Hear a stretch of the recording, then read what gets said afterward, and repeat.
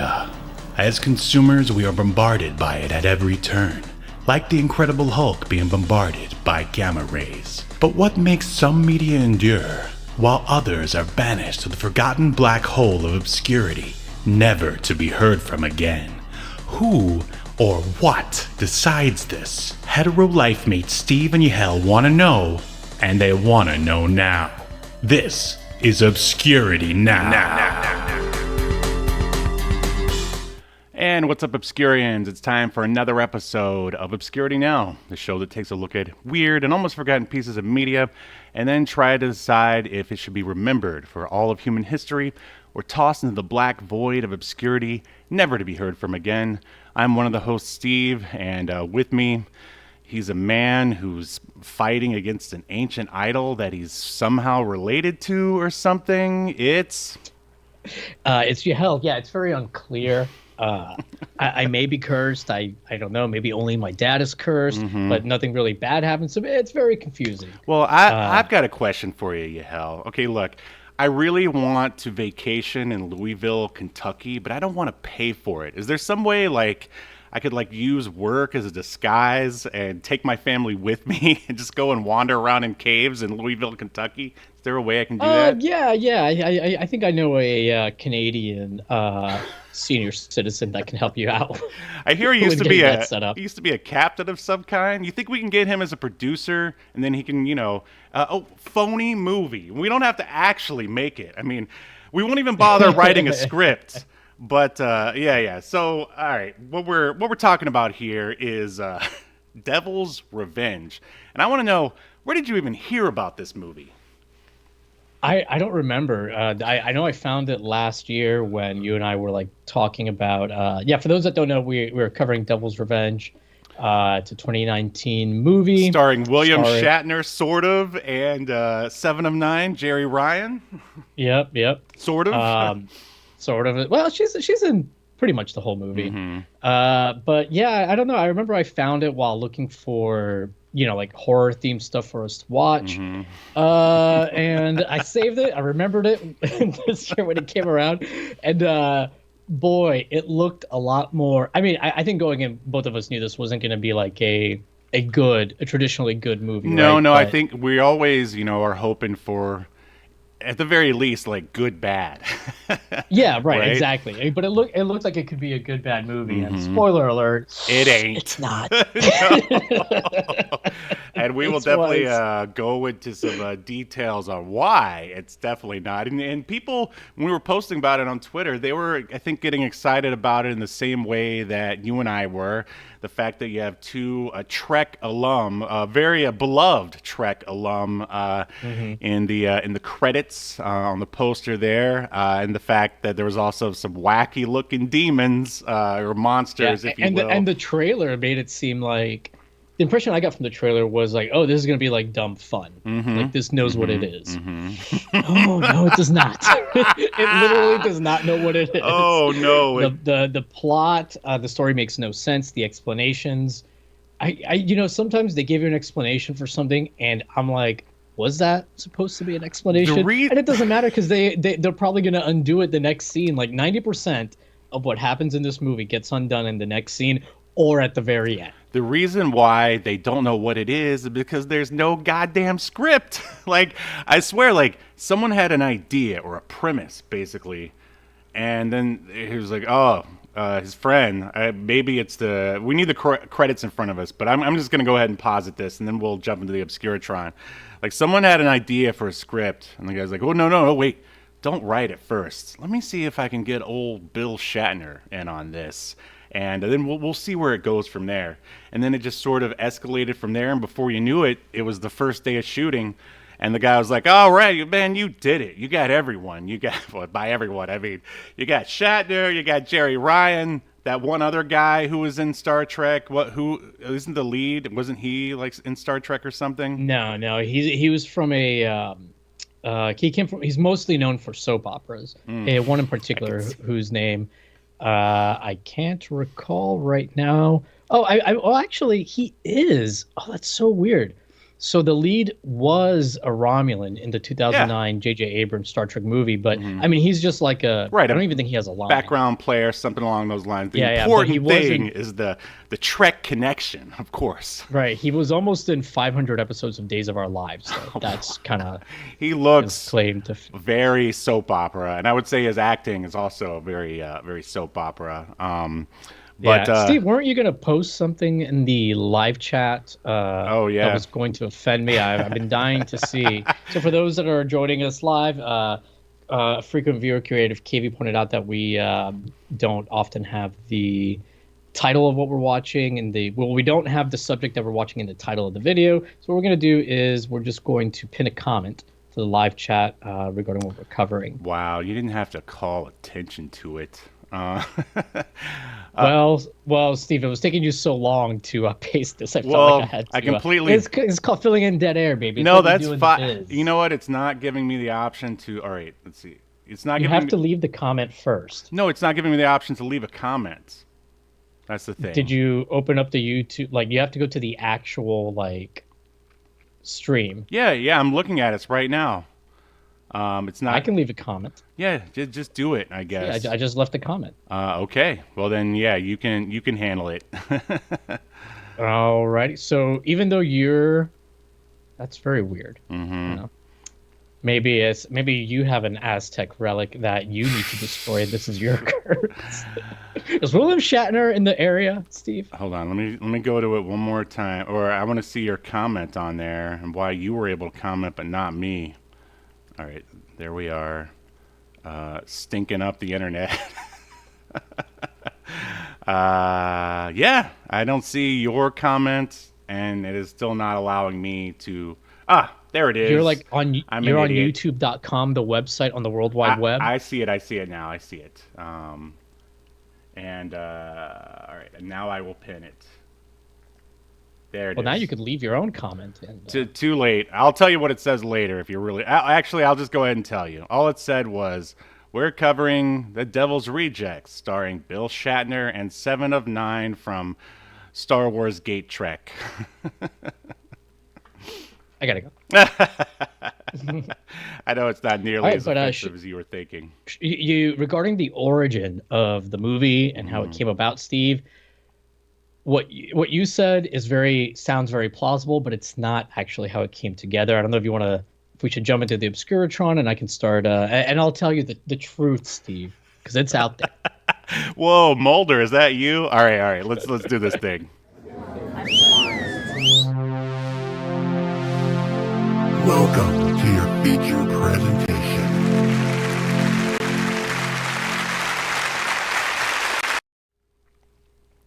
All right, but first, and I have to tell you, the Devil's Revenge, it just filled me with angst and fear.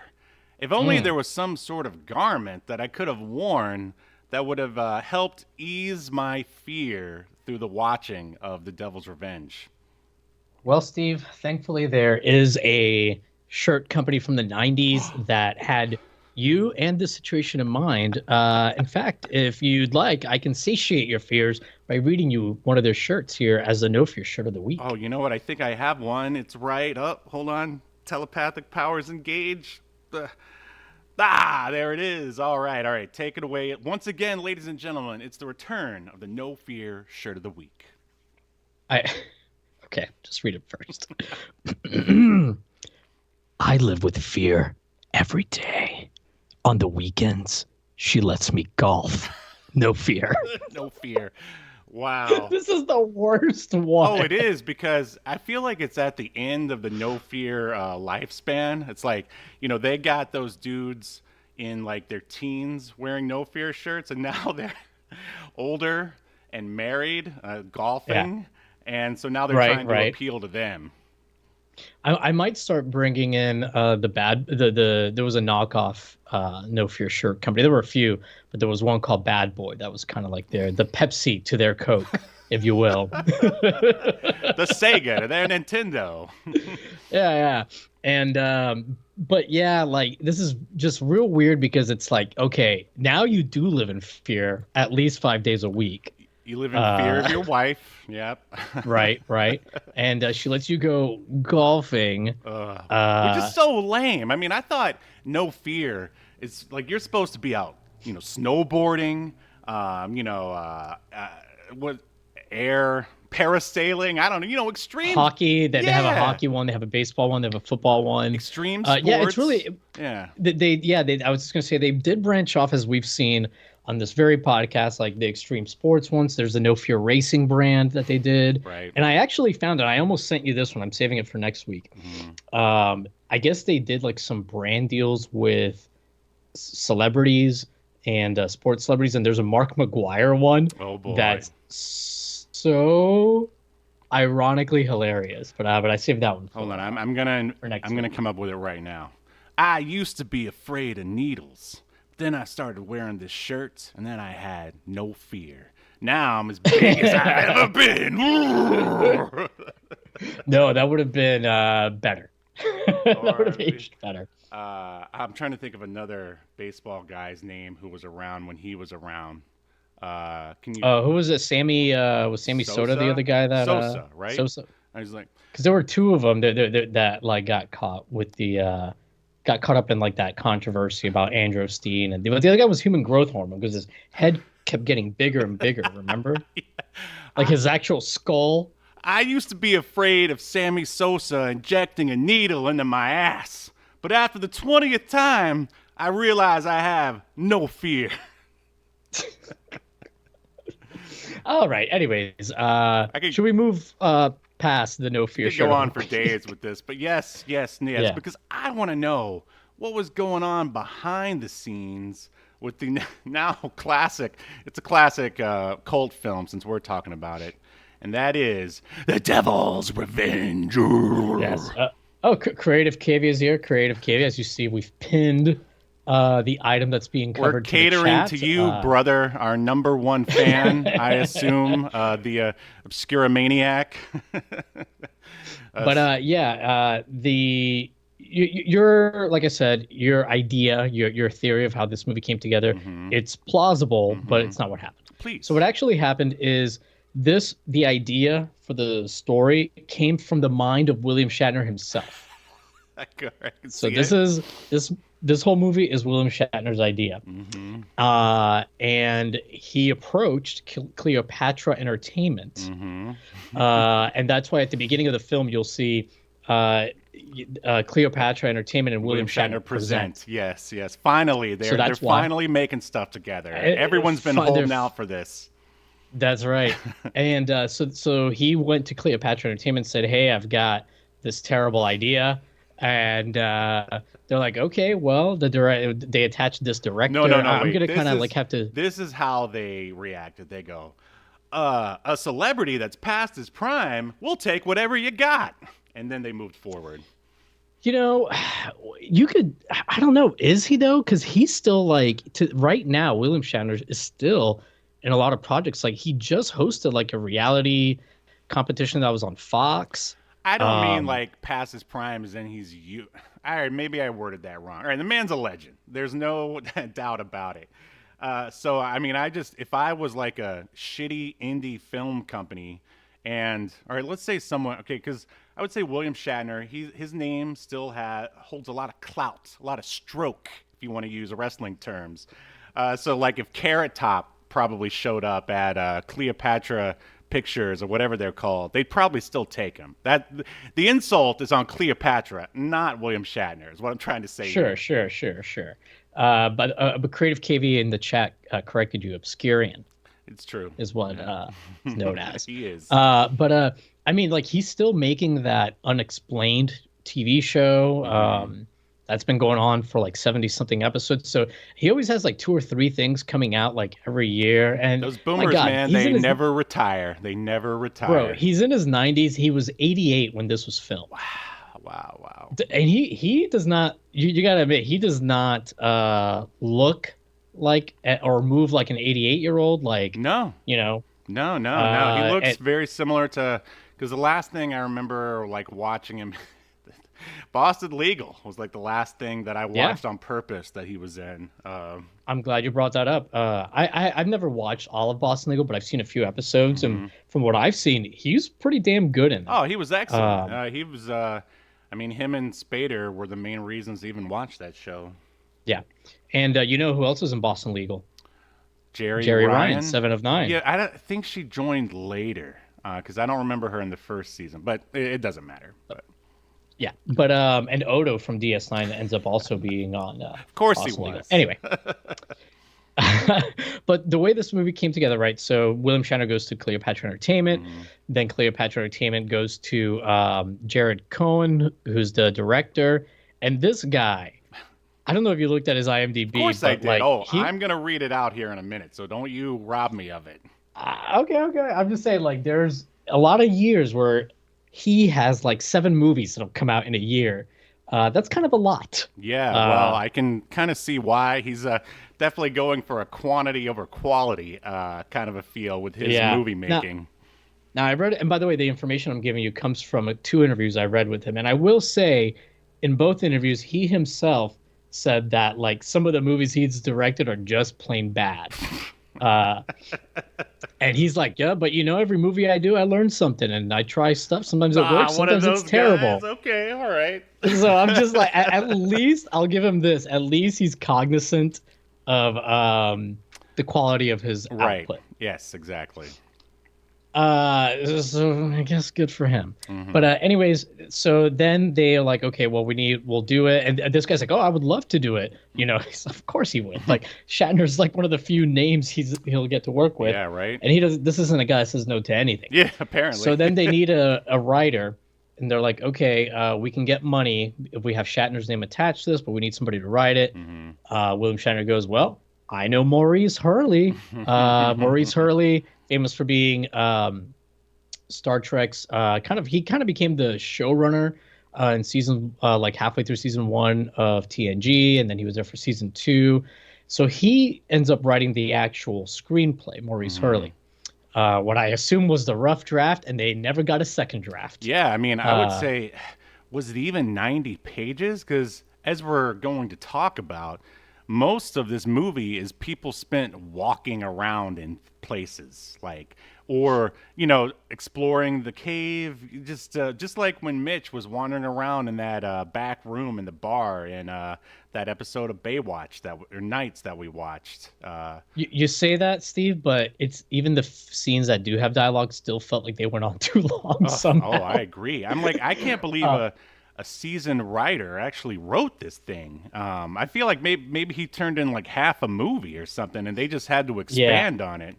Well, what I suspect happened, and by the way, Creative Cave in the chat, he has Jared Cohen's favorite shirt here. He wrote, "It takes a real man to own up to making garbage and keep doing it. No fear." No fear. Oh man, I could sell that shirt to a lot of filmmakers out here. I might have to rip that off. Yeah.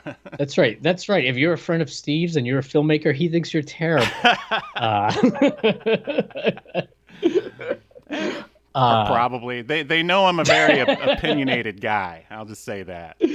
People come to me for my no bullshit opinions, Yahel. I'll have you know. The crazy thing, Steve, I suspect that the reason why the script is so disjointed, the plot goes all over the place and makes no sense, it's probably more William Shatner's input than anything. Sure. And him asking / telling Maurice Hurley to do certain things, because basically TNG got better once Maurice Hurley took over.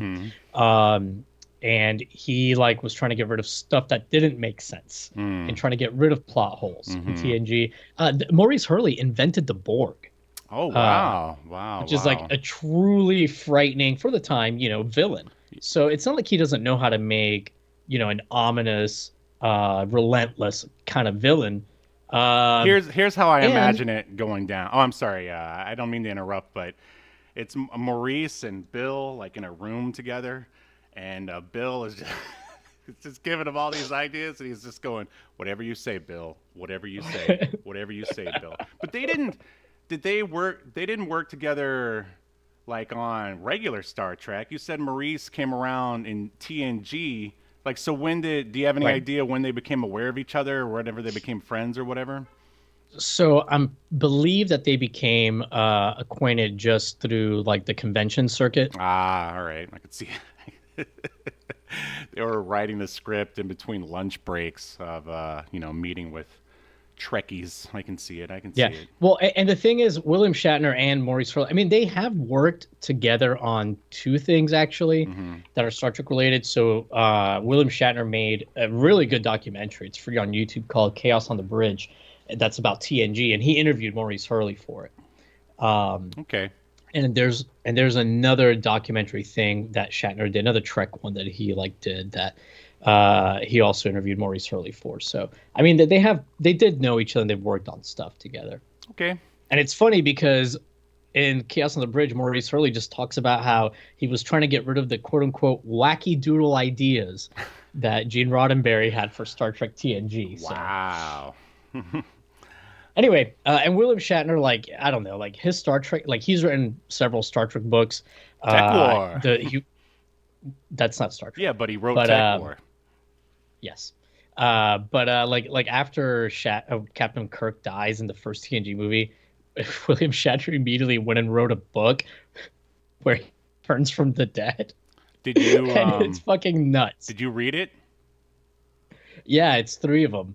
It's like a series of 3 books. It's I think the first one's called The Return. I mean, I haven't read it since it came out, in the 90s or whatever, but it's really wacky. It's the Borg go and scoop up Kirk's remains and they bring him back to life. And now Picard has to take on the Borg with Captain Kirk as their leader. Careful. It's Kathleen Kennedy is going to steal your ideas and apply them to Star Wars. Maybe. Anyways,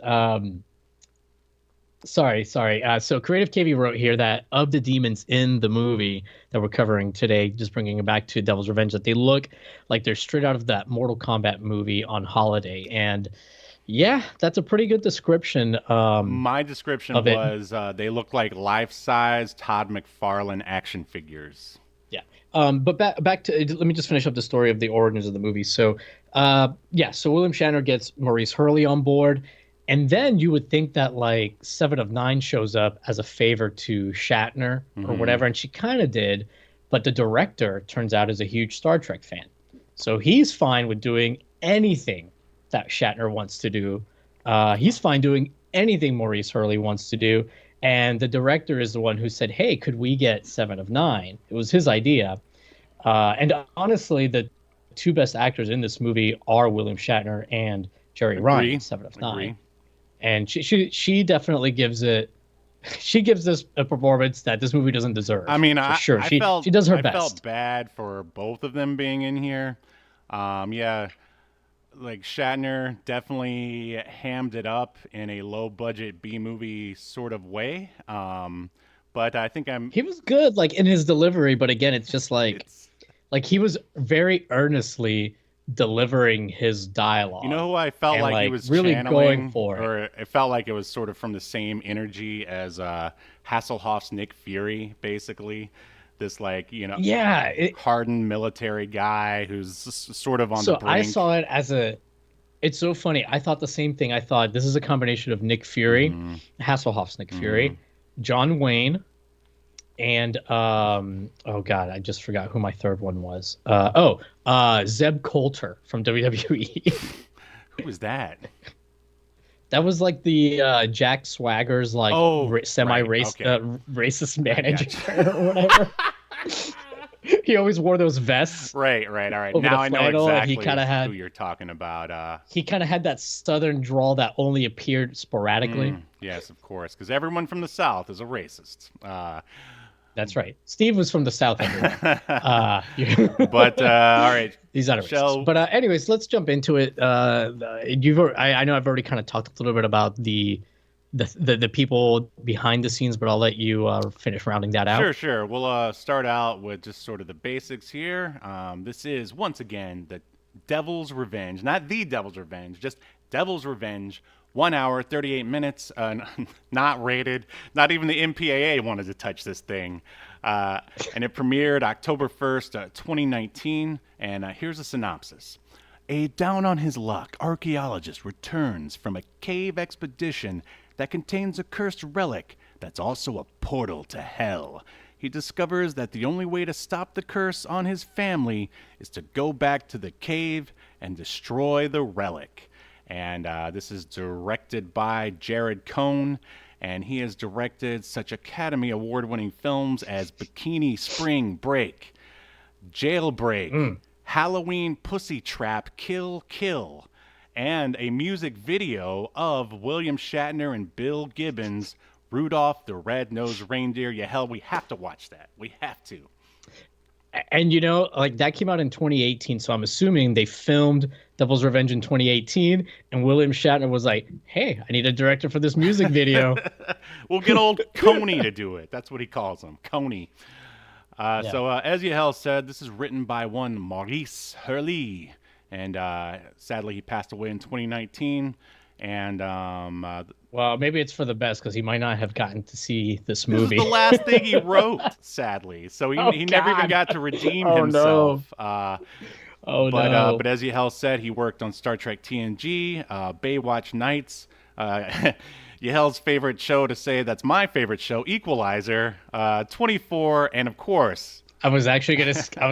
If you didn't mention, I was gonna say, oh, he also worked on your favorite show, Kung Fu: The Legend Continues, which we have to add that to the list. I think that would be a fun one. Yeah, we do. So take it away. Who are some of the other people who weren't in Star Trek who was in this show? Yeah. I don't think we need to do a Star Trek connection this week for this one. But yeah, William Shatner's in it. Jerri Ryan's in it. Jason Brooks is the other main character. He plays Sergio. His character's name. Why is this fucking name Sergio? That's like Garth Marenghi levels of like bad naming because Matt Berry's name is Lucian Sanchez. Like what? Right, and they're like, don't even like, he's obviously a white guy with like not even a passing resemblance to being Hispanic. Right. Like I could pass for Greek or Italian or whatever, even though I'm Hispanic, so that would work for me. But this guy's Sergio. Anyways, Jason Brooks, you may know him from the 476 episodes of Days of Our Lives that your mother made you watch with her while you were homesick from school. Yes, for 476 days. I don't agree if Katie wrote in the chat. I can certainly respect the fellow Gainer. I don't even know who he's referring to, but I love like there's always like a Chris Gaines reference. Of course. But he was also in 2009 Star Trek reboot as a Romulan nobody. This guy is still acting. He's okay in that kind of soap opera kind of way. I mean, I don't want to judge his acting on this movie alone, right? Because the dialogue is very, very bad. Mm-hmm. However, of the three main cast, he definitely is by far way worse than Jerri Ryan and Shatner. Sure. But I've always felt like William Shatner is like a super underrated actor. Mm-hmm. Like he can do drama, he can do comedy. Like I mean, he can pretty much do it all. Mm-hmm. He can do some a cappella. I had his singing. I had that album that he released with I think it was like Ben Folds or something. That was. Fun. Oh yeah. Yeah, he's. I don't know. I'll give this to William Shatner. I mean, he'll try anything once if you're paying him. Yeah, right. All right. Up next, there's really not too many people in this cast. We've got Robert Scott Wilson, who plays Sergio's son, named Eric. He is acting in Days of Our Lives now, funny enough. And here's the thing. His son here, he's been in 722 episodes. Wow. So he has surpassed Sergio. His son's look in terms of Days of Our Lives was so generic. He looked like an NPC to me, at least. Yeah, it's very generic. But you know what's really weird? He has played 5 different people on Days of Our Lives. Oh, wow. So, like, they kill off one guy. He comes back with a mustache. They kill him off. He comes back with a beard and a hat. It's all in the costuming and the makeup. Yeah. Oh, excuse me. 4 people. 4 people. Wow. Or maybe they just changed his last name. I don't know. This is very weird. I don't want to get into this. He's also been in All My Children. Then we've got the daughter named Dana, who's played by Ciara Hanna. Mm-hmm. She is in a bunch of things actually, but nothing that really anyone's gonna know. Looks like, just kind of crappy B movies like this, straight to video kind of stuff, which seems about right for her. Yeah. I should mention Jerri Ryan plays Susan, who's the wife of Sergio, and William Shatner plays Hayes, who's the father of Sergio. This is the person who named Sergio. But here's the thing, Steve. Did you notice that these people don't have last names? Yeah, I did notice that. They didn't bother to give anyone a last name. This family doesn't have a last name. Maybe the Aztecs took it. But that's pretty much like the main / important cast.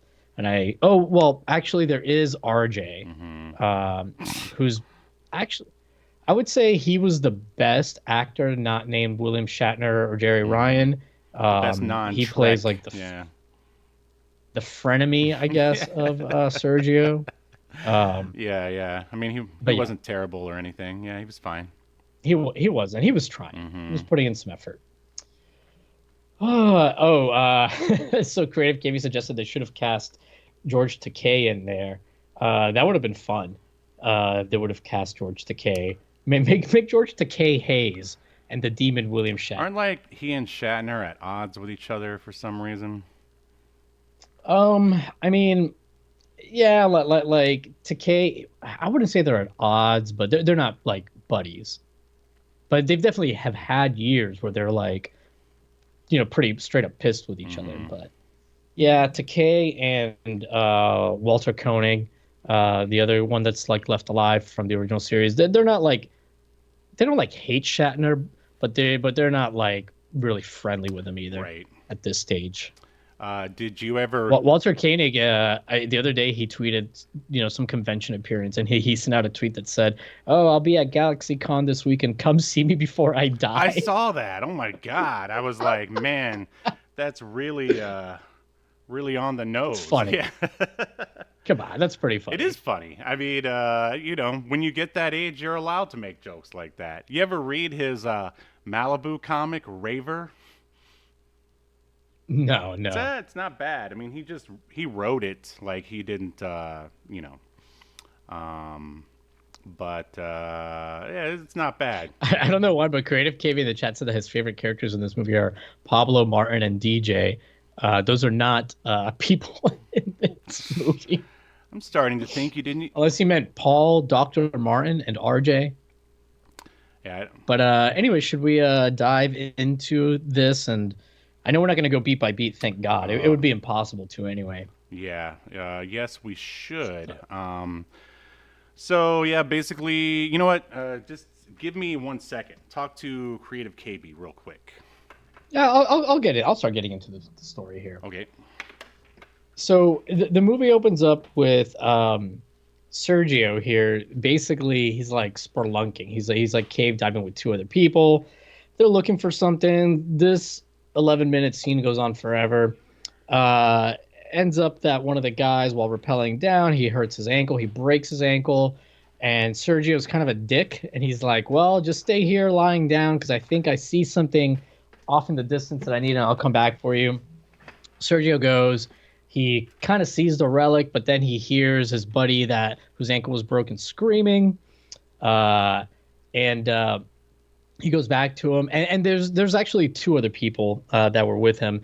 The other guy ran off, RJ, to do something, and he comes back and he sees that his friend that had the broken ankle, he's been brutally murdered. Like there's blood all over him. It looks like his stomach has exploded with blood, although we don't see like his innards or anything. If you ever see someone in this movie covered in blood, like you never really see the action that brought along that blood, because I guess they can't afford. Well, that's not true. We do see and they reuse this scene a lot. We see like this like flashback of these demons attacking people, and you do see them getting stabbed. And there's a couple for some reason. And then in the forest later, like the demons do stab through some people, and it's very poorly composited. Oh man. But you're right. But 90% of the time, we don't see the actual action that led to these bloody people. They're just like bloody.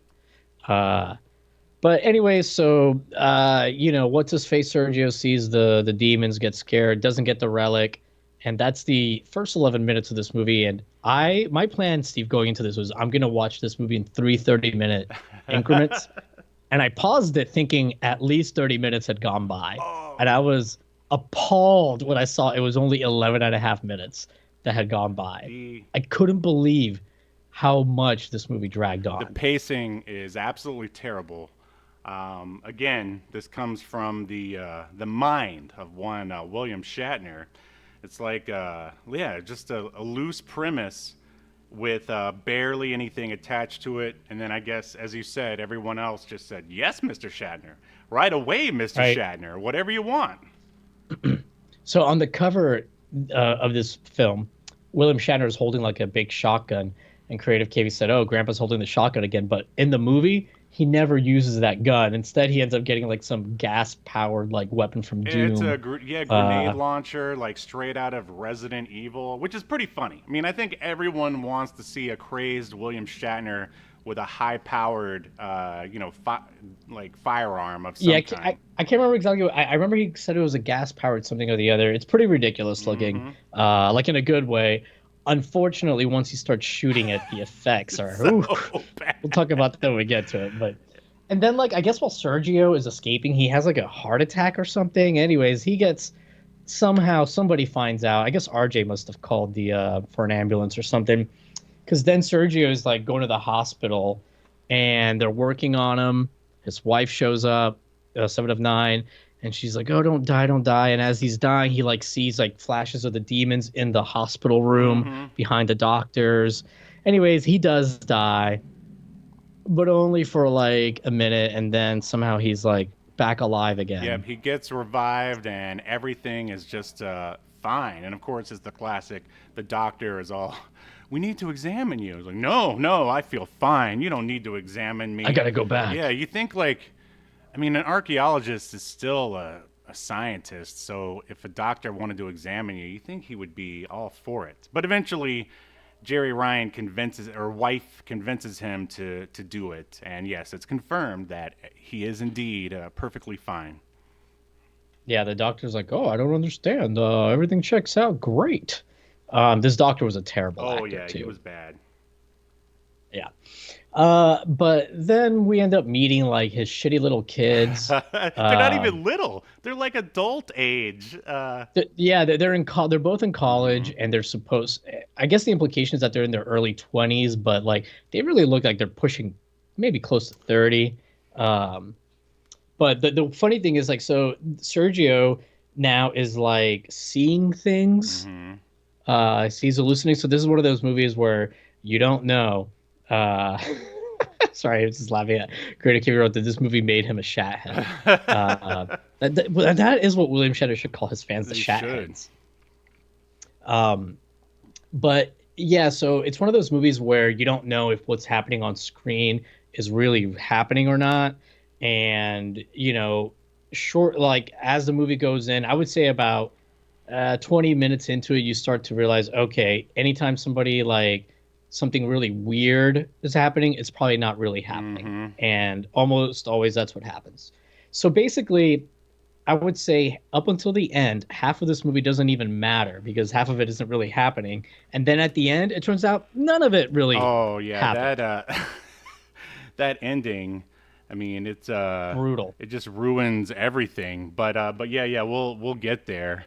So I would argue it improves everything, and I'll tell you why when we get there. Well, yeah, I'll tell you now. Okay. It's best that nothing in this movie happened.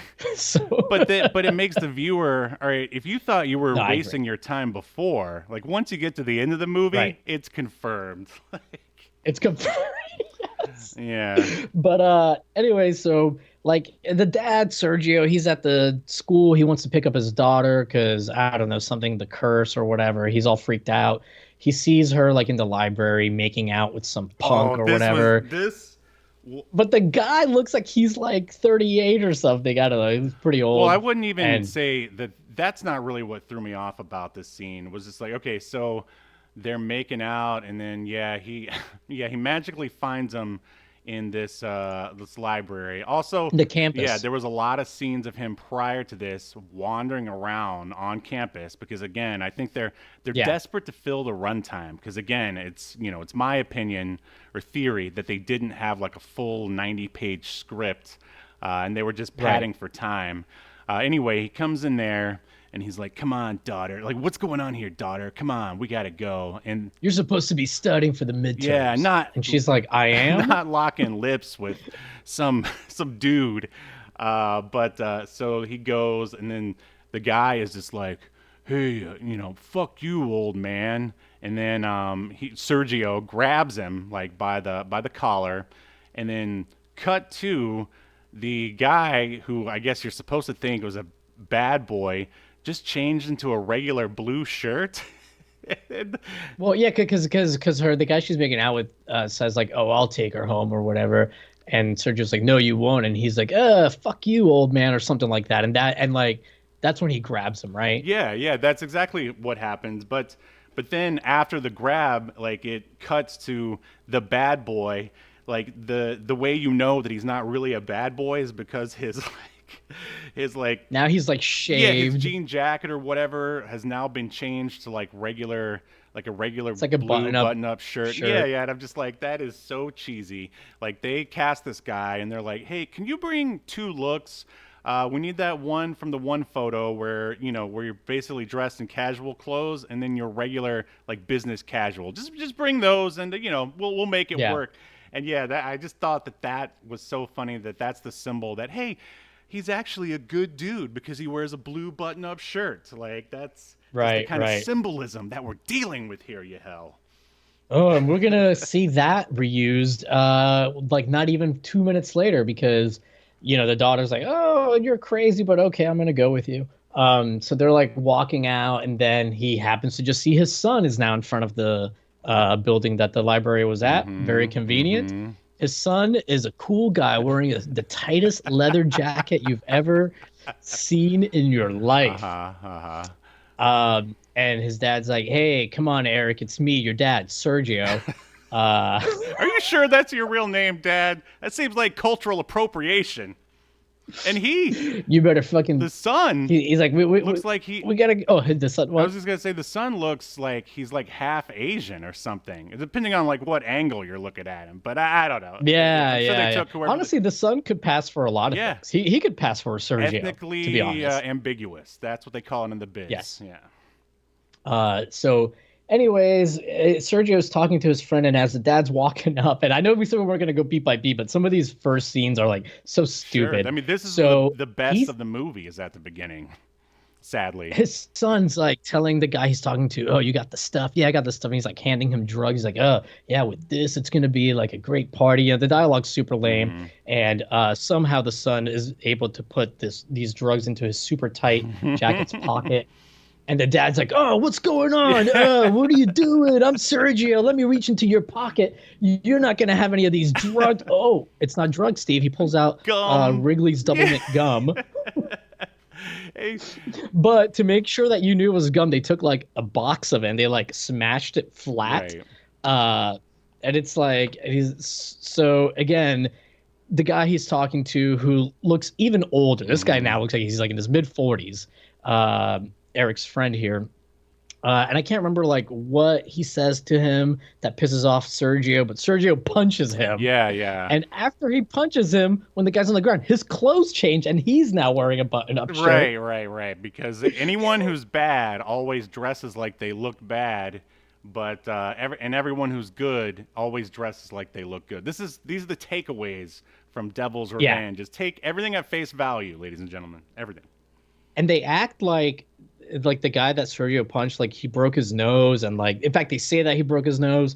They're like, oh, Dad, his face is all messed up, blah blah. There's nothing. There's not an ounce of makeup on the guy's face. He looks perfectly normal. He looks better than before. Right. And what I love is when he gets into the car, Sergio, and they're all driving home as a family. Jerri Ryan is like, what's wrong with you? You just took a swing at a student. And then there's never... Yeah, no. She said, you punched a kid. Did she say that? Yeah. The guy Yeah, and the guy looks like as old as Sergio. Right. They couldn't afford any real kids for this shoot. Yeah. Uh, And then like we should say, 'cause- and I don't remember the order of things. And honestly, in this movie, the order you could literally watch this movie in any order. yeah. I will say that's quite a feat. But they do show the guy that got punched, the kid that got punched, and the kid that his daughter was making out with. They do have some scenes with them after this where like the guy that got punched is like going up the stairs and he starts to see the Mortal Kombat demons. Thank you, creative Katie. He sees the Mortal Kombat demons and he's like running away from them up the stairs. And then, oh no, but they can teleport whenever it's convenient to the plot. Hey, Smoke Monster is here in the live chat. Thanks for joining. Been a while. Anyways, he gets killed, but like you said, it's not really shown. He's just kind of suddenly bloody. Yep. Or he gets stabbed. I think they show like the demon's arm stabbing him, but they don't show the stabbing. Right. Then with the kid that the girl was making out with, he goes into an elevator. He like kind of looks around a little bit, and he's like, I feel like something's weird. Then there's a shot from the outside of the elevator. The elevator door opens, and he's been killed. He's bloody and on the ground. You don't see it. Smoke Monster said in the chat that on paper this movie seems incredible. I agree. That's why I suggested it, and I was wrong. Yes, yeah. Spoiler alert. Yeah. Yeah. So yeah, they're in the car forever, right? As a family, and they're basically like, Sergio, you're fucking nuts. You're punching children, 45-year-old children. What's going on with you? Yeah. Is it the meds? I had some other notes about just the quote unquote cinematography. Like, I mean, when you first start watching the movie, I mean, it looks like at least someone is knowing what they're doing. I'm sure they probably, shot it on a red or something like that. But, clearly once you get into the meat of the movie, you see that the script is absolute trash. But they do some other stuff, like when they're in the cave, they keep shining the lights into the camera lens, and that drove me nuts. Did that have any... Yeah. And then the editing, and just the general editing in this movie too, terrible. Like some of the worst editing I've ever seen in a movie, I think. Oh, I agree. Like it's literally sometimes like you'll go from, and I'm not saying you can't cut from one setting to another, but the cuts are so jarring. Like, in fact, isn't like the next cut after they're like talking in the family's like in the car or whatever, they cut to suddenly a ranch and the dad's there, Sergio's there. Yeah, something like that. There's like no explanation. There's nothing about like, oh, I got to talk to my dad. He's just suddenly there. Yep. And speaking of other stuff like that, at the beginning, when when he's driving his like SUV or whatever away from the cave, and he's having like an intense, like emotional conversation with Jerri Ryan, his wife, like over cell phone. That is just such cheap filmmaking, because it would have felt, you would have felt so much more if they were in the same room, like yelling at each other. But nah, it's just a casual drive, like, on a cell phone. She's in the kitchen on her cell phone or whatever, and I mean, you could tell they were just trying to save some money. That's all. I can see where they're cutting the corners. Yeah, absolutely. And we are skipping, like, kind of glossing over a lot of the plot, but basically, like, this guy, Sergio, he depending on the scene, he either can't wait to get back to the cave, or he's scared to death and doesn't want to go back to the cave. It's all over the place. Yeah, he and his boys went to grab this idol, and they succeeded, but one of his boys died, and by boy, I mean I went over his that. Friends. Yes. Yeah. But the thing is, all right, so now we're sort of back to the present, at least where you left off, where Sergio goes to talk to his dad, Hayes, William, aka William Shatner, and this is where you find out that William Shatner also found the idol first or knew about it. This is like, it's super unclear, because you think at this point, and by the way, at this point it was like 35 minutes into the movie, 4 or hours, so, I think. It feels like 4 hours, and this is the first time you're seeing William Shatner in the movie, which, I mean, that's not a bad thing per se, that your big major star isn't there till 30 minutes. It's just that after this scene, you then don't see him again until like the last 10 minutes. Right. I thought this was actually going to be like one of those Bruce Willis pictures where he was just gonna, Me too. he was Yes. just going to show up and stay in one room the whole time, and we were never going to see him anywhere else. He was only going to be in the movie for maybe 15, 20 minutes, but You know, at least Bruce Willis had a medical. yeah, right. No, I mean, I'm not making a joke, but you know, seriously. No, you're right. But Shatner just made sure that he inserted himself into the best scenes. Yeah. Well, but you know, in a way, okay. So, especially for those that just joined live, so William Shatner, he's the one that came up with this movie, the premise and stuff. In a way, I'm kind of surprised he didn't make himself the main star. That's what I think we all really wanted. We wanted That's what I wanted too. William Shatner movie where like he casts himself playing a guy way too young for his age, where you know he's going around you know, having all the best lines, killing all the bad guys, and making out with women who are like half his age or a quarter his age. Yeah. But that's not what we got. I mean, that's not what we got. He does have the best lines in the movie. He does. But I thought that's what it was going to be too. And I thought like Jerri Ryan and him were going to be at odds or whatever. And like that could have been like a fun movie with them going back and forth. Could have. You know, I've seen him on Boston Public or Boston Legal. Boston Legal.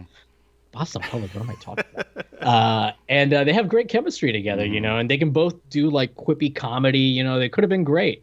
But anyway, I mean, William Shatner is the one that ends up saving it. We'll get to that. But so the son shows up. He's like, "Oh, Dad, I found the relic, but then I let it go because I got scared." And William Shatner, his performance here is so intense. Basically, William Shatner as a father hates his son. He's very disappointed in him. And he has like a southernish accent for like the first minute or so of his lines, and then he gives up on it. Right. Yeah. And he talks like he's like chewing dip also for like the first minute. Yeah, he's basically your sort of typical military veteran dad character, and he's basically he's just like, I'm a hard ass and you're a big time pussy, son. Like, you need to man up. Yeah. So in the chat, Smoke Monster said, does Shatner know he's a joke or does he take it all seriously? I mean, I think he took this really seriously in his delivery, and honestly, he's kind of a breath of fresh air whenever he or Jerri are the ones mostly in the scene. Like, it is like a breath of fresh air. Creative KV, though, in reply said that he's not a joke. He went to space with Bezos. No fear. But yeah, like William Shatner is like telling his son, "Oh, you're a fuck up." He does call his son a pussy. William Shatner kind of, this is where he's supposed to explain the plot of the movie. And it starts off like, "Oh, okay," and then by the time he's done, you're like, "What?" I'm more confused. Yeah, he says it's like an Aztec curse, but they're Aztec demons or something, right? Yeah. And they have their family is cursed because their bloodline goes back to conquistadors. Yeah, and I guess these Aztec demons moved to Kentucky at some point. Just a real quick note, like I will say that is the one sort of standout about this is they were filming in Kentucky at the right time, because I was like, I mean, you're in Florida, I'm in California, we're in states that don't really have like fall, weather. So I was just like, wow, look at all the orange. I just thought it was pretty. That's all. Yeah. I mean, honestly, like location-wise, yeah, some of the locations look a little cheap. I love when like the school. They were filming a scene. There was a Taco Bell in the background. Yeah. Like the school probably is the cheapest. But I mean, as far as like some of the other locations, like the cave, I mean, it's a fucking cave, but it's fine. The ranch, I think like that they did a good job with that location. I will say like the sound is well done. Great sound design, yeah. Well, you know what I mean. A lot of time these cheap movies, like there's like poor miking. Yeah, there's nothing or the sound mix. There's nothing really wrong with the technical aspects of the film. It looks like a movie. It sounds like a movie. Like all the problems, I would say, lie in the script and the pacing. So either the script, the pacing, the editing. So either they could have, And the special effects. Oh, yeah, there was that too. So, all right, all the other technical aspects, aside from the special effects, they're fine. But yeah, special effects are trash. You know what's funny? But so many like Star Trek episodes take place in cave sets. Like it's so funny. But this was obviously a real cave. But did I tell you I've been to Vasquez Rocks? No. Yep, I went there. It was pretty cool. Looks just the same it was when they filmed that one episode where he fought that green guy. The Gorn. Yes, the Gorn. Is the soundtrack score? I don't. Well, they did in the credits. They did have like an original music person that composed stuff. It was Chris Gaines. This movie has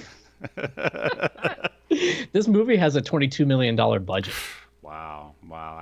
Where did all that I think most of that money went to cocaine. That's my quote. Cocaine, William Shatner, Jerri Ryan, and I mean some of the stuff. I would assume that like filming on location, the cave wasn't cheap or easy, and there is the scene where they go on the river, and it's actually really well shot. Like where it's at night and they're like rafting in this cave that has really low overhead. Like it's a really nice set of. It's a set of nice looking shots with some of the worst dialogue in the movie. Yes. Oh yeah. Speaking of bad dialogue, I think we sort of left off. I think they were still in the car when she said this. Jerri Ryan was asking him, what's going on with the cave, and he's like, I gotta go back and get the thing, and she actually says, the cave is tearing us apart. I'm like, are you sure this was written by like a seasoned writer? Like that just blow.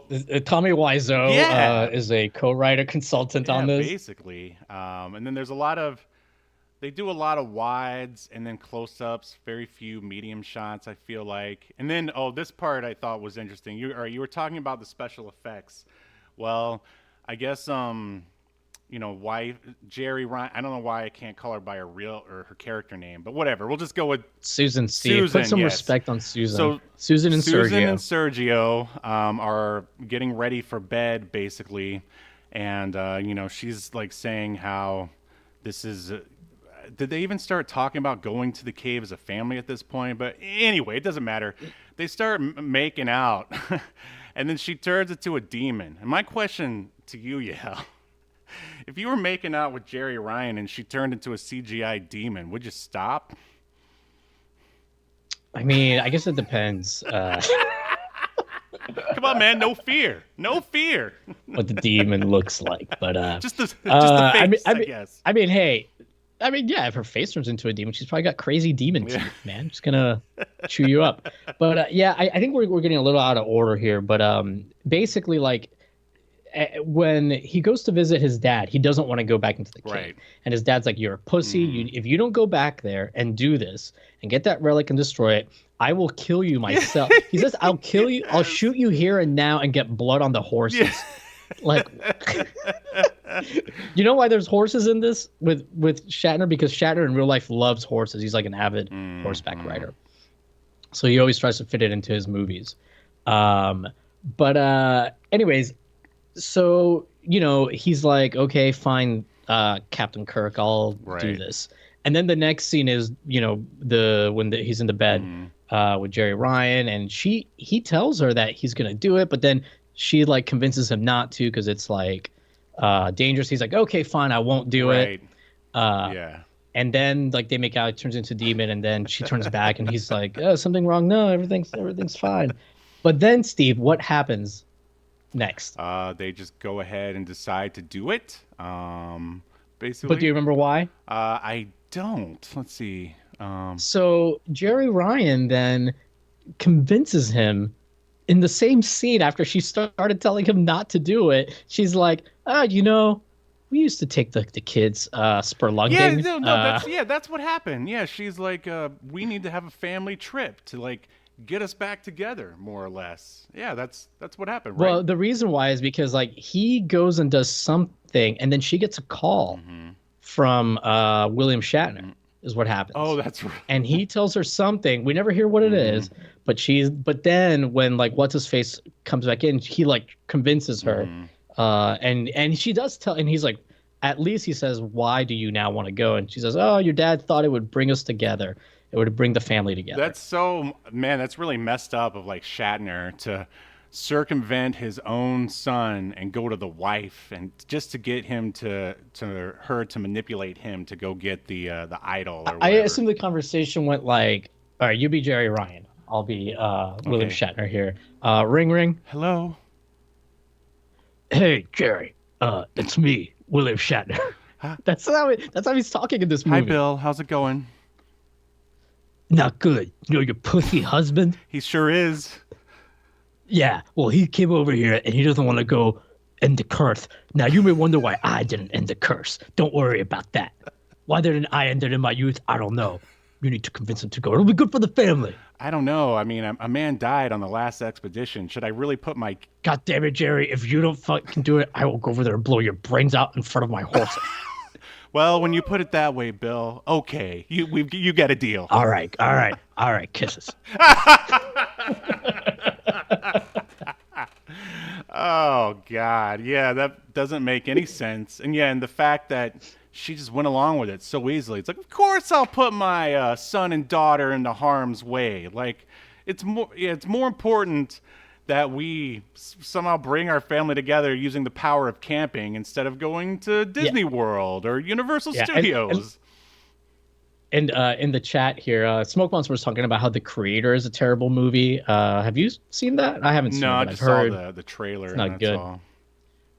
Creative KV said, honestly, I don't know what I'm listening to right now. I thought this was a Doom movie from the Demon screenshots. And yeah, I can definitely see that. Yeah, so we got Doom, we got Todd McFarlane, and then we've got Mortal Kombat. Like, yeah, they're all sort of in the same. Yeah.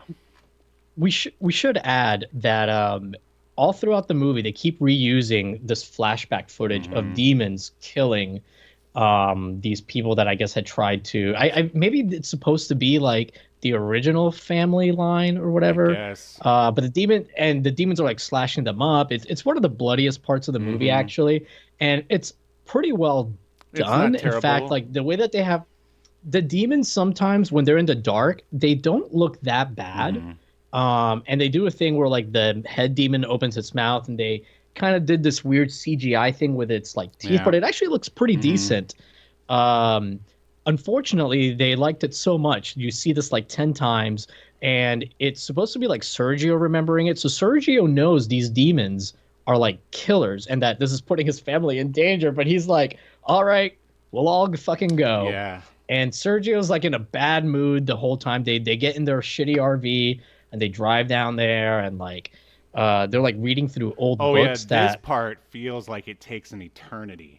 Yeah, they're just hanging out in the RV. A daughter is like reading, like you said, an old book. I don't know if it's supposed to be a historical text or something like that. No. They say that that Hayes, William Shatner's character, diary. wrote it. Yeah.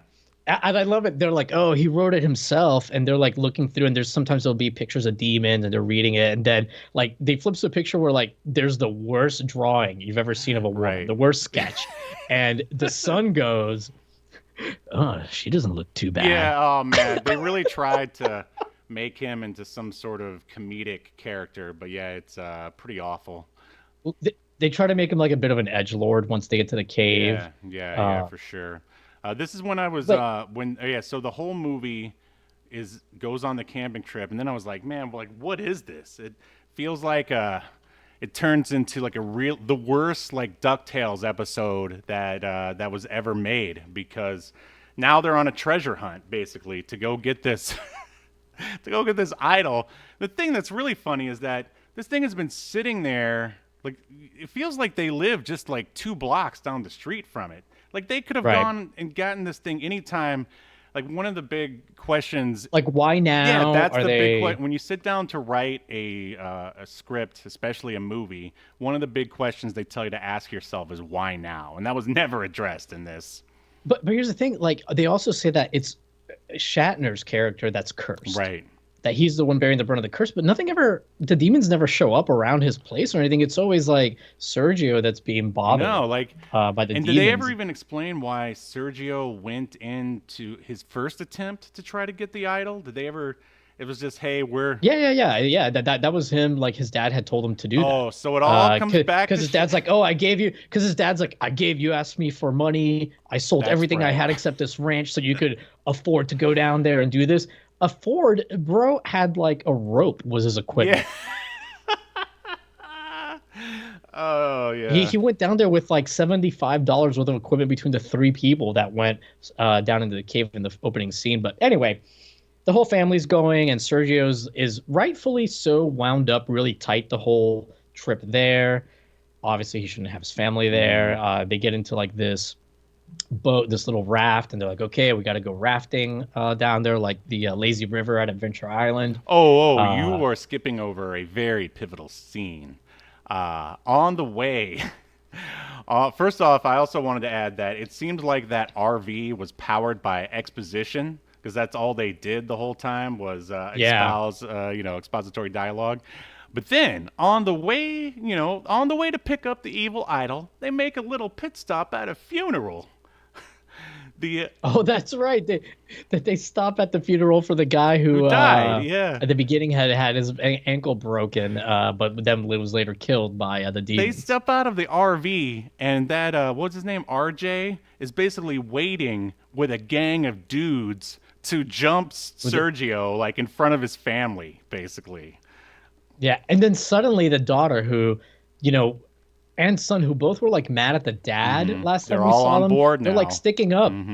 They're like sticking up for him. Like the daughter goes up to RJ. She's like, "You don't know who the fuck you're talking to him like that. If you'd best let us through, or else." And she's like threatening to like kill them. She gets to deliver one of the worst lines. It's either RJ or one of his people or whatever, starts talking about the evil, and she gets up right in his face and goes, "We're here to get the evil away." I'm like, That's get right. the evil away? Like, God, that is some first draft trash right there. So somehow on this trip, he's gotten the entire family to buy into the curse, even though at the beginning of the road trip, they ask the dad, like one of the kids asks the dad if he believes in the curse, and he goes, "I don't know." Oh no! But then I don't believe anymore. But then at the end of it, like the mom and the dad say that Hayes, William Shatner, is cursed. Right. So yeah, it's just like, I don't know, no man. Like rules. Everything changes from one scene to the next. Yeah, the world isn't really established well. They don't establish rules for the curse or for the bad guys. And I would say, all right, yeah, the Aztecs or whatever they're supposed to be, look okay at times, but the way they just sort of casually show up out of nowhere with no fog or no teleportation effects or anything like that is so just boring, basically. And it keeps happening over and over again, especially like towards the end of the movie. But I mean, just throughout the movie. You know what I'm talking about, right? Yeah. And so at this point, they end up, they let them go through to the cave or whatever. And so even though the family is going to the cave, we see that RJ and his people, the demons, for whatever reason, show up and come kill them in the woods. Yeah. Why wouldn't the demons kill Sergio? Yeah, right. I mean, and his family at this point. Instead, why would they come and teleport and kill RJ? Well, see, that's the thing, is that we have no idea. Since there's no rules, we don't really know what the demons want. Like, you would assume that it's the cursed family, the cursed bloodline. But yeah, they just killed everyone. They even killed the guy who was making out with daughter at the beginning, just for no reason. Yeah. Because they just wanted to have like I guess an extensive body count for this or something, since it's a horror I thought movie. It was going to be that the demons were like going to be framing the dad like for murders.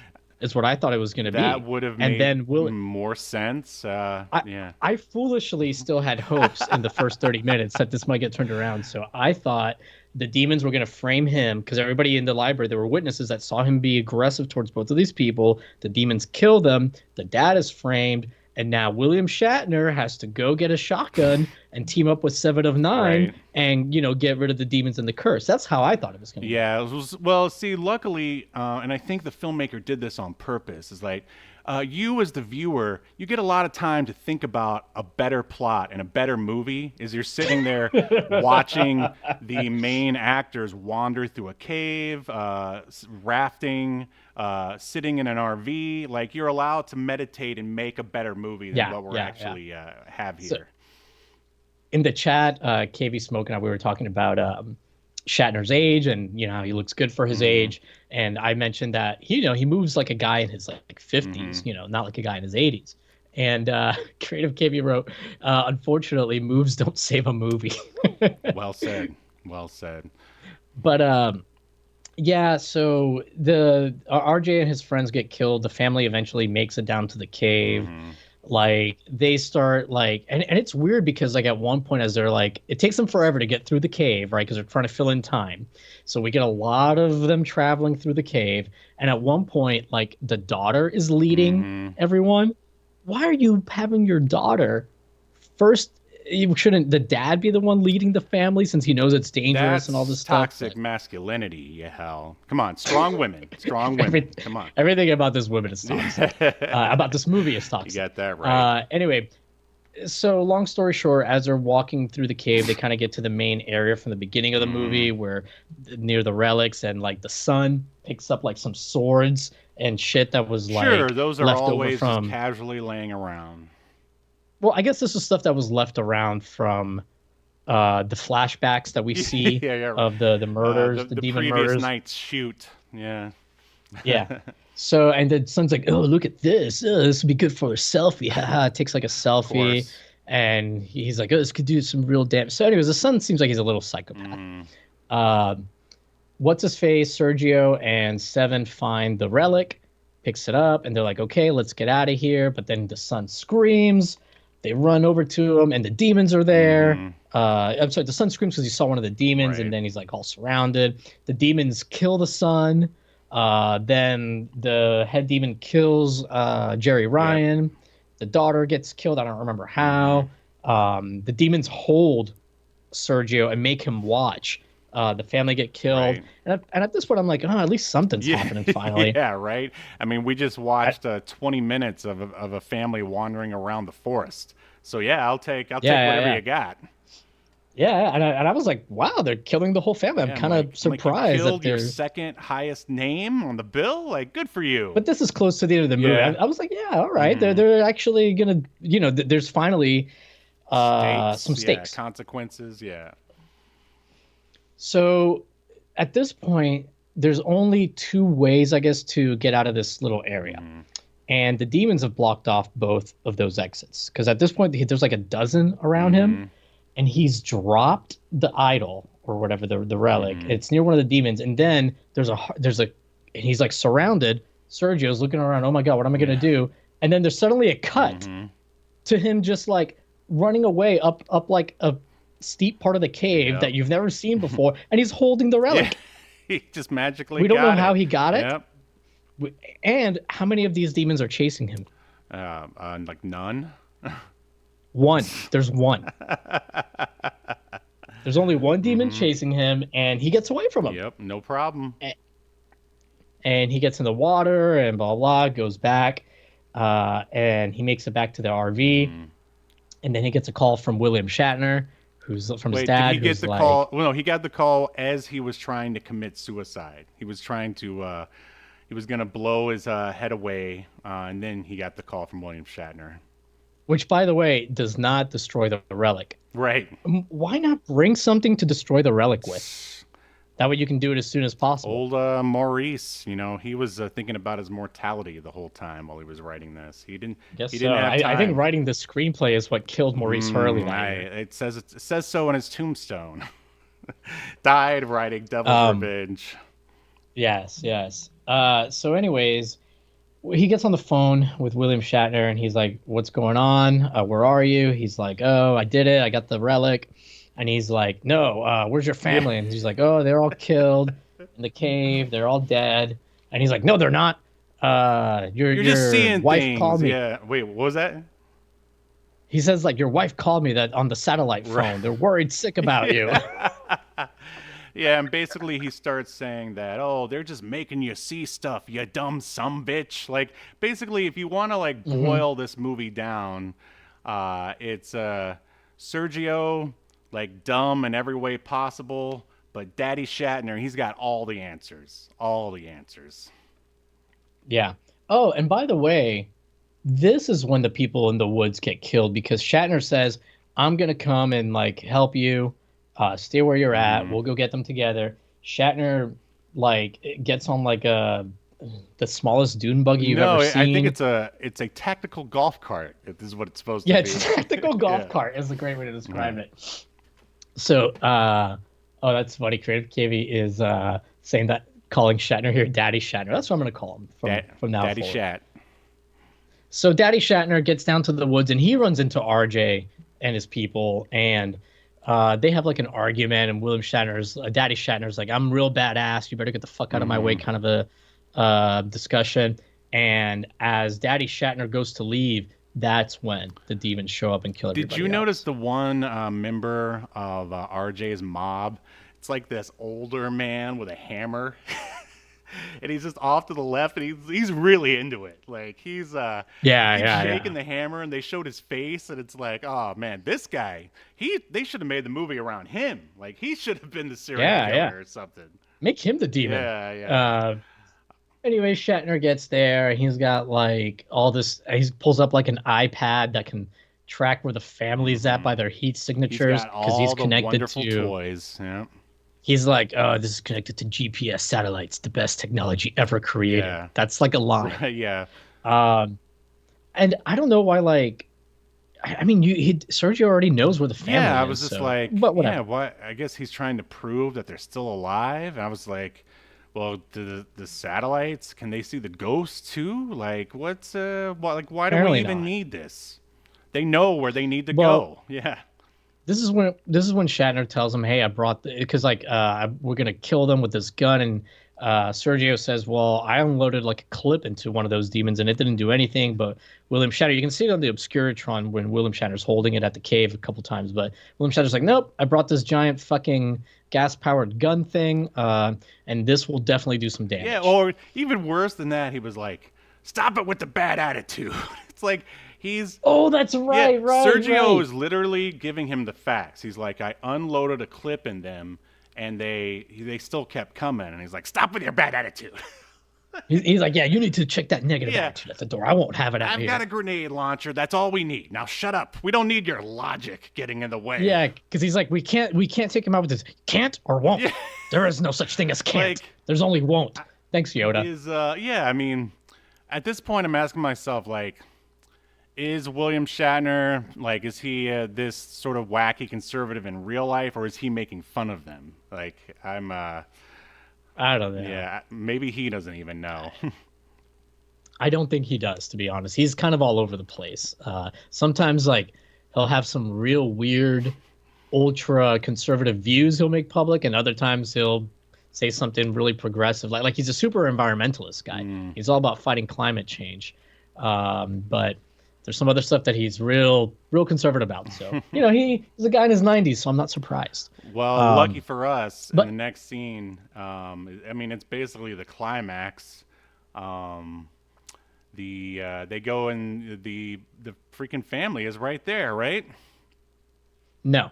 William Shatner and his son Sergio show up at the mouth of the cave, and the demons are there. And this is when we first get to see Shatner's gun in action. And so the graphics shoots this, in Resident Evil 1 were better than what we're about to see. So he shoots this giant bullet thing at them, and it does make the demons fall down for a few minutes or whatever. And the way it explodes on them, what they did was they got like some pre-made like explosions that you can, with transparent backgrounds, you can drop it in After Effects, and that's it. Yeah. It's like those old FMV games where you shoot at something or whatever, like they'll be on rails because it's just a video, and like a sprite of smoke appears over the thing you shot. That's what it is. Yeah, I got 100%. And boy, they do this a lot. Like William Shatner shoots like all fucking 12 of them. Tells Sergio, "You go, I'll hold them off." even though we know these demons can teleport anyway. So Yeah. That part's, and there's scenes where it's obvious that William Shatner could have easily gotten away without sacrificing himself. But this is what the Shat Man wanted. So he just keeps telling him, go. Like it. And I'm like, are you sure? Like, there's plenty of room for both of us. No, shut up. I'm going. I don't need your negative attitude. I'm sacrificing myself. If you don't like it, you're a pussy, son. Yeah. So Sergio finds the family or whatever. They're like, come here. Like, the son is like scared to like go out. Shatner, like, anyway, long story short, at some point, I guess Sergio was expecting Shatner to be behind him. So he's like, something's wrong. Daddy Shat isn't here. So he goes back out. He sees that like somehow William Shatner's like dropped the gun, and one of the demons has like pushed him onto the ground. And now the demon's about to kill him. Sergio picks up the gun, boom, shoots him, and then Daddy Shatner has the audacity to say, I knew you'd never let me down, son. Yeah, so basically all the tough talk was just that. It was just a front. He always loved him. Yeah. He's like, I love you. I've always been proud of you. Blah, blah, blah. The family runs out, but Shatner stays behind to hold them back. And I guess like William Shatner had set up an explosion on a timer that we didn't see him setting it up. He didn't discuss it with his son. And there's been a timer going off this whole time that his son didn't know about, the family didn't know about. But of course, we suddenly cut to the timer going down just as the family exits the cave. Boom, there's I would say not great CG explosion, but better than I expected based on what we had seen. So the mouth of the cave like caves in, and actually the caving in of the cave looked pretty good. It wasn't too bad. I will say. And the family like leaves, and they have the relic. They make it to the RV. And does the dad say something about Grandpa dying? Does anybody? No, it's basically almost like a Full House style, like. He starts cracking jokes. Yeah, nobody cared that Grandpa's dead. He goes, before they get into the RV, Sergio says, hey, the shower still works in this old bucket. If anybody wants to shower, and they're all like, ha, yeah, we stink. And the dad's like, but you'll shower after me. Yeah, that was. What? Yeah, it was so bizarre. Like, you can definitely see, like, I don't know, the remains of an attempt of a story. Like, they tried to round out and have it be like this is all about a sort of a father and son kind of relationship or something. Then they had a ticking time bomb, but like they didn't start it soon enough. They didn't bother to set it up. And they just had to sort of. Well, we never knew there was a ticking time bomb. Exactly, because they never told us. They never set it up. Folks, we found out about the ticking time bomb when it had 3 seconds to go. Basically, that's no way to do a ticking time bomb. But now they do go back to the house. They destroy the relic with just like a power saw. Yeah, they cut it up. They make portable power saws that run on batteries. And they also burn it, which they could have burned it there too, just in the forest, no problem. Yeah. Anyways, and they're like, after he saws it, they're like, the families are congratulating the dad, like, oh, you did it. You're so good with that saw, Dad. Like he's like, I don't know. It was very weird. Anyway, then there is a scene with the son and the dad where like they're talking about what happened and how crazy it was and yada yada. And the son does say, it's too bad Grandpa died. Yeah. He would have really enjoyed hanging out with us and being alive. And the dad's like, oh, he died like a warrior, which is what he always would have wanted, to die like a Klingon. Which is true. And then the next scene, Jerri Ryan, Sergio and his wife, Susan, are in bed talking about the day's events, and they're kind of kissing. And then this is where she turns into a demon again. She's like, oh, you only, saw what we wanted you to see. Or I don't know. I can't remember what the demon says. Some bullshit. And then we cut to the hospital from in the beginning of the movie. The cold open, yeah. He's been in the hospital the whole time. Yeah. He's been in the hospital with his heart attack. And now, so he's dying. And we see these scenes it's just like his individual family members. Like first it's his dad, and he's just like in a black void. He's saying, "Oh, let go, son, let go." And and then his daughter and son say kind of similar stuff. Jerri Ryan says kind of the same thing. And even in the hospital, we still see that the demons are there. Yeah, it really makes no sense. So basically, as we alluded to earlier in the episode, like right when you think like the movie can't waste your time anymore, it does so by dropping, I don't know if this counts as a Deus Machina, but basically it was all a dream. It was all a coma fantasy, or coma fantasy, because Or I think the implication is like the demons were making him see all this stuff. yeah. I mean, this is just the last of it before he dies, and then he actually dies on in the hospital. So basically, only the first 15 minutes or so of the movie ever actually happened. And the movie ends, and that's it. The demons won, and I guess that's why it's called Devil's Revenge. They finally got revenge on those conquistadors or There's whatever. one thing you forgot. They even tried to have a pretentious quote at the end about death or something. I'm like, God, this is the worst of this is first year film school crap here. First, with your M. Night Shyamalama Ding Dong style sort of like twist at the end, which nobody wanted. And then you throw up a fucking quote at the end to try to make yourself look, I don't know, philosophical or something.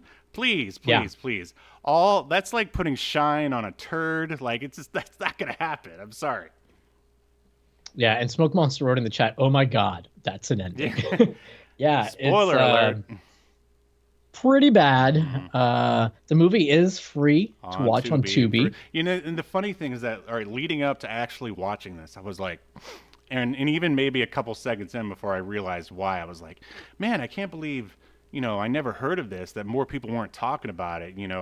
I don't know how many movies William Shatner has shown up in like the past 10 years, but it seemed like it should have been a big deal. It's like, oh, William Shatner returns to film like the first time in 10, I don't know, however many years, who knows, maybe he's been doing other movies and I just didn't know about it. But oh dude, he's been in like 2 to 3 movies every year. Are they all this bad? Is that why nobody talks about it? They're like, sometimes they're terrible, sometimes they're all right. He was in like Senior Moment in 2021 with like Christopher Lloyd and Gene Smart. Oh, wow. He plays though like one of the main characters, and that was like, like a real movie. Oh, I see. So it's just me not knowing that he's been busy this whole time. Yeah. No, dude, he's very, very, very busy. Okay, so maybe I thought it would have been a bigger stuff. deal that we've got 3, I guess, Trek alumni like in the same movie. But then when I actually watched it, I was like, oh, this is why no one's talking about this piece of shit, because it's a piece of shit. Like, and I bet, dude, he's got a movie coming up this year. It's in pre-production right now, or maybe it's next year. But William Shatner. It stars William Shatner, Dan Aykroyd, Jason Priestley. So yeah, dude, he's working, man. Like, well. Yeah, he's very active. I mean, that's why I was like surprised earlier when you were like saying like, oh, that William Shatner isn't relevant anymore. I'm like, dude, he's constantly in stuff. I never said he wasn't relevant anymore. I just you did. I don't think those were my exact words. Well, maybe you said he was past his prime. I did say that. His prime never ended. Yeah, apparently. All right, shall we render a verdict on this thing? Yeah, let's do that. Remembered or overrated? Next with the question. All right. Oh God, Creative KV said, "Wait, read the rest of the list." I think he's talking about that movie that I was just mentioning. He said John Leguizamo. Unless we're talking about something else. Oh God, is he really in? Is that what you're talking about, Creative KV? Let me see. No, he's not in Keeper of the Cup. Must be talking about something else. Shatnassance? Shatnassance? Renaissance? Yeah, he's gonna have a big comeback, and then before he passes on to the next world. Anyway, Mr. Velazquez, do you think Devil's Rejects should be remembered for all of human history, or tossed in the black void of obscurity, never to be heard from again? This was really bad. Not the fun kind of bad. It's an hour and 38 minutes that feels like 6 hours. I'm gonna say, destroy this movie, burn it, cut it with a power saw, and then burn it with your family. I was gonna say, I thought you were gonna say, cut it with your editing system of choice, because I think if you took out some of his like lines just completely out of context and threw them up on TikTok, it would probably get a lot of reaction. But then after watching the Yeah. movie, all the people would try to take revenge on you, just like the Aztecs in here, more or less. Yeah. Like, how dare you entice me with a TikTok and then like completely waste an hour and 38 minutes of my life. But anyway, yes, I'm going to pretty much echo all the stuff that you said there. This was a complete disappointment. Obviously, it was already dead before it even left Maurice's, laptop, basically, because it felt like there was only like a quarter of a story here or a script, and they were basically just padding for time. There's, some funny stuff here and there that might be worth your time if you really have nothing better to do with your life. But for all those reasons we mentioned, this movie is getting obliterated. Goodbye. The heathens have spoken. You are obliterated.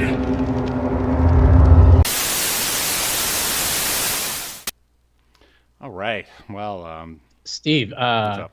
I don't know if you know, but well, I'm sure I always assumed that you named Escape to Earth your comic, which I know the Kickstarter for issue 3 is going to be happening soon. But after Escape from Planet Earth, which William Shatner is in, No, I've never seen that actually.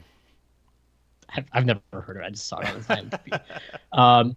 In the chat, when you were talking about how this movie was put together, Smoke Monster said that Steve just described the art of movie trailers. When you were talking about cutting it up. Yeah, right. Well, I think that's everything that needs to be said about Devil's Revenge. But I do want to say two things. One is Creative KV's comment about the movie. He said Shatner had ambition here to get to the dollar DVD rack quicker than the rest of Hollywood. Now, I also let me see if it's in my notes. There was a review that was pretty funny. I can't find it now, but anyways, yeah, don't watch this. Well, yeah. Well, while you look for it, I think I'd like to tell you what's going on with our favorite comic book artist, Rob Liefeld. Oh, because please we're do. big fans, of course. We're big fans. Well, first off, he refers to October as Robtober. I guess on his podcast or whatever, which he actually puts his name into all kinds of stuff. And, you can be the judge. Maybe that's a little pretentious. I don't know. You tell me. But anyway, what it is pretentious is that he said that he drew the best Wolverine, and then the internet was like, no, Jim Lee does. And they put up like his Wolverine next to Jim's, and yeah, there's like no question about it. And then he basically responded by insulting the internet, saying that, we're basically just a bunch of zombies for Jim Lee, and that we like anything that he does. In the back of my mind, I'm like, man, have you seen your Facebook group? Like, those guys are the zombies. Like, but yeah, that's basically the big thing that's been going on. What do you think? Do you think Jim's Wolverine is better than Rob's?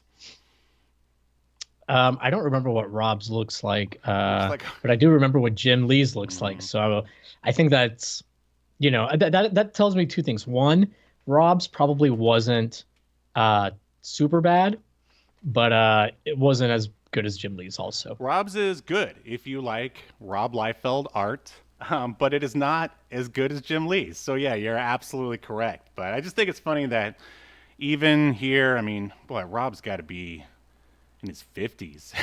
He's still easily just butthurt over stuff like that. It's like, who cares? You guys are millionaires. Yeah, he seems he's 56. So you would think he'd be over some of this stuff. Yeah. But I did find the review for this movie that I wanted to read real quick, and then we can wrap it up. This is referring to Devil's Revenge.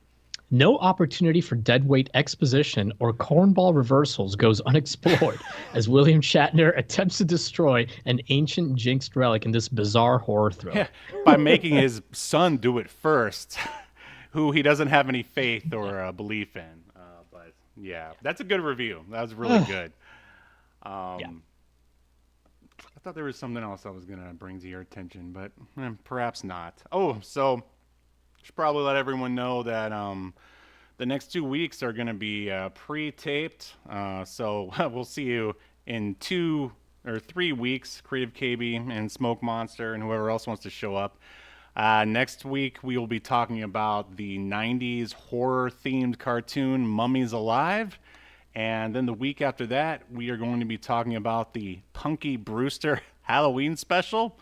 And and then we'll see everybody the week after that live for something that we haven't figured out yet. If you made it this far, it'd be great if you shared and subscribed. That would really make my day.